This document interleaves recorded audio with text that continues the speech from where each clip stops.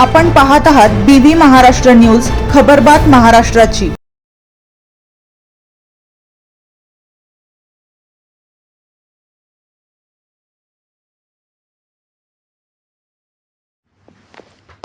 राजमाता अहिल्यादेवी होळकर यांची पुण्यतिथी शाळेत उत्साहपूर्ण वातावरणात साजरी।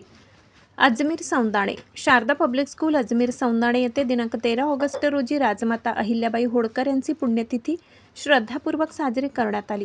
कार्यक्रमाच्या प्रारंभी संस्थेचे संस्थापक अध्यक्ष महेश मगर, व्यवस्थापकीय संचालक रवींद्र पवार आणि शाळेच्या मुख्याध्यापिका शुभांगी देवरे यांच्या हस्ते राजमाता अहिल्याबाई होळकर यांच्या प्रतिमेचे पूजन करण्यात आले।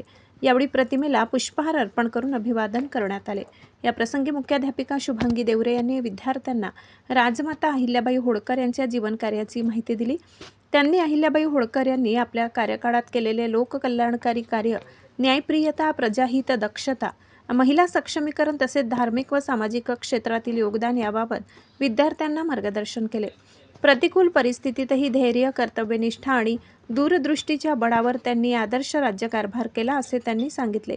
राजमाता अहिल्याबाई होळकर यांचे जीवन विद्यार्थ्यांसाठी प्रेरणादायी असून त्यांच्या विचारांचा आणि कार्याचा आदर्श प्रत्येकाने आपल्या जीवनात जोपासावा असे आवाहनही यावेळी करण्यात आले।